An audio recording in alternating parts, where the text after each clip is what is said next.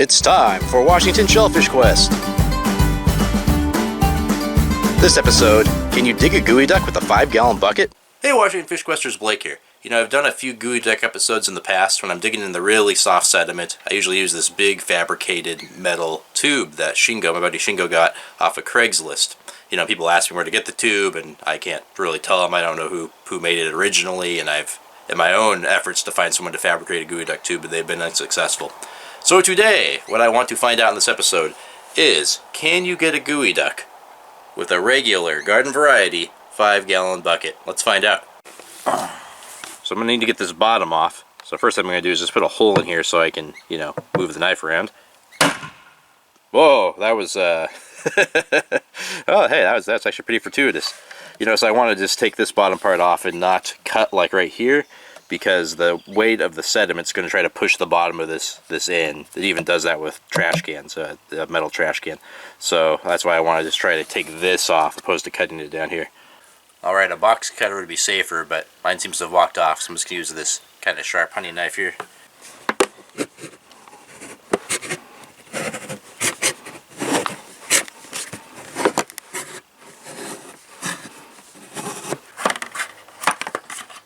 Alright. Hey! Yeah, you know, that was way easier than I thought, which always worries me a bit. Alright, I'm walking down to the spot. I'm at a county park close to my house. It's called Fry Cove, and you know, if I find a geoduck, I'll be pretty happy. It's only open in May. There's a lot of beaches in the South Sound area, at least, that the clams are only open in May, which covers a geoduck. So I actually didn't plan to go out and do this today. I planned to go razor clam it, but then I saw it was the lowest tides. It's like a -2.9, which, you know, some years in May you'll get like a -3.5 or 3.6 or something. So not that low as far as the lowest of the month goes. But at any rate, if I don't get a geoduck, the place is lousy with horse clams. So if the geoduck thing doesn't work out, I'll at least see if I can get a horsey with this bucket. You know, I know this is going to be an uphill battle, and adding to that, I usually like to use a post holer. I either loaned it out or it also walked off, one or the other. So I just got my shovel here, so that'll make it a little tougher, especially given I'm going to be digging in this small circumference of the bucket.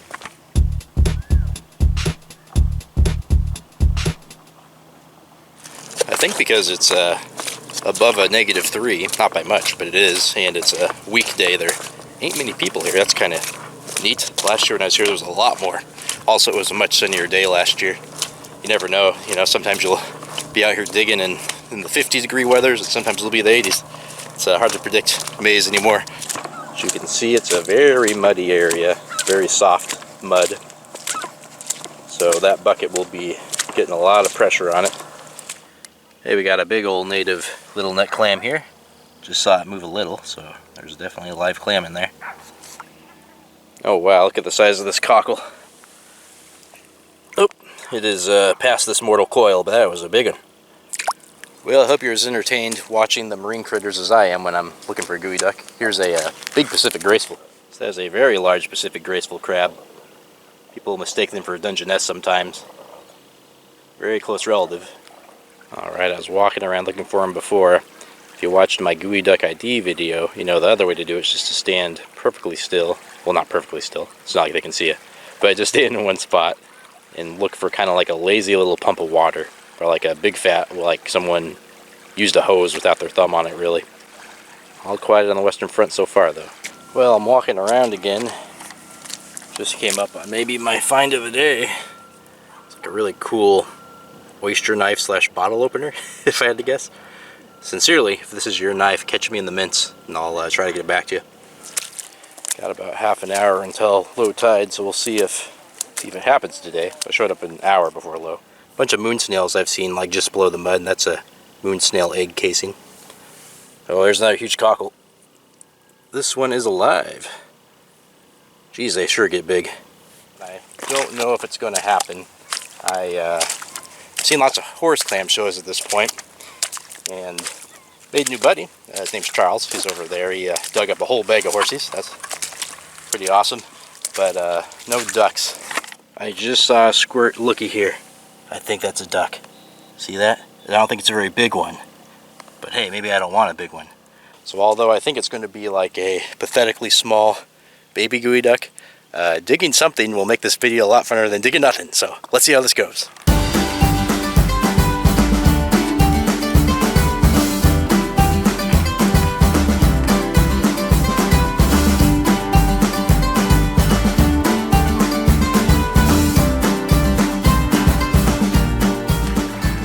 Alright, well, I can feel the top of the siphon, so I'm pretty happy so far with the bucket.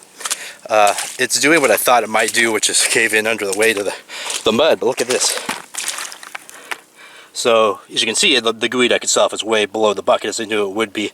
I mean, usually I'm shoulder deep when I get these, and that bucket ends about midway through my forearm. Oh, there's a little shrimp right there. At any rate, I can feel the siphon. This is where I need that post holder. I readjusted the bucket too, and as you can see, that was very easy to readjust because it was kind of going down at an angle. But so I think it might actually be a decent duck. We'll see. So what I'm going to do now is take the shovel and loosen up the soil, or the sediment I should say, around the geoduck, and then pull it out with my hand. That's basically my only option at this point. And I've got maybe 10 minutes to do it with the tide coming back.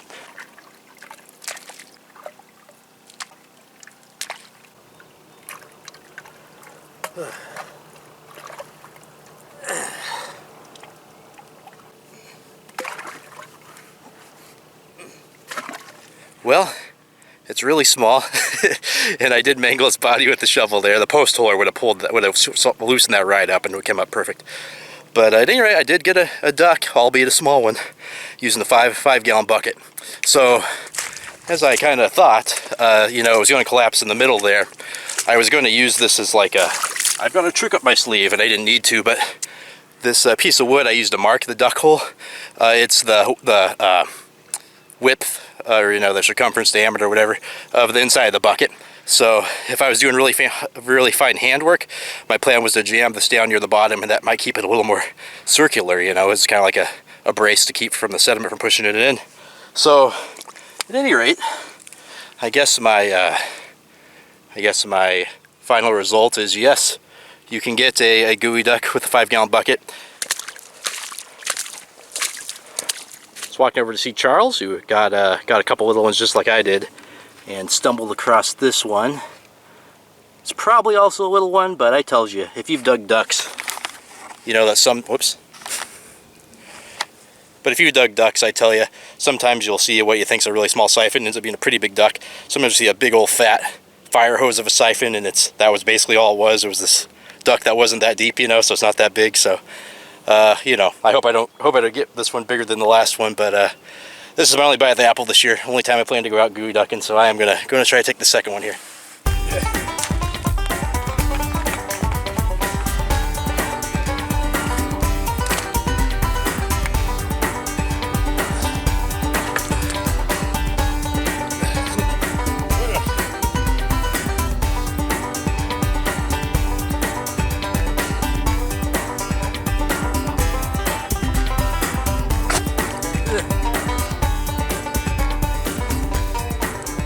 Well, now I do feel bad. I guess that's my hors d'oeuvre. Oh dang, I was about to leave and look what I just spotted.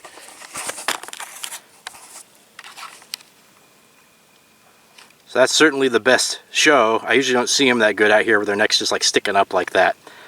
So I've got my two, dinky one and even dinkier one.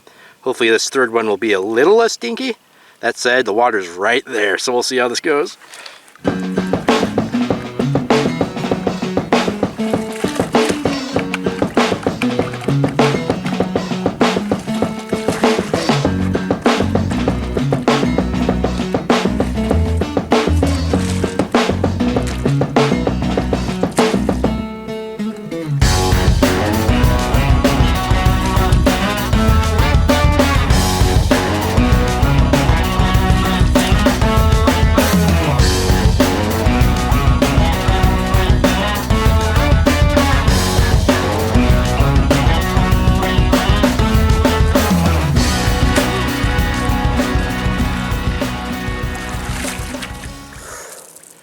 Well, I've never worked so hard for a clam so small.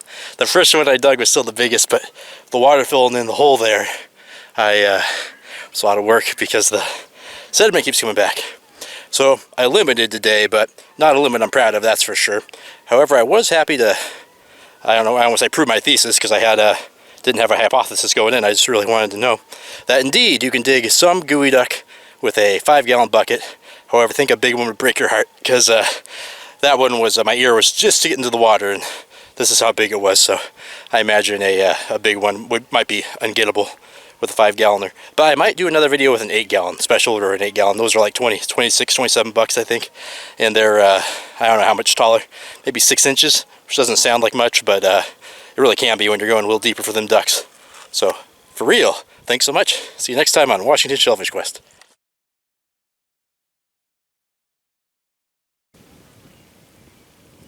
Ah, you know, the longer I look at them, the bigger they get.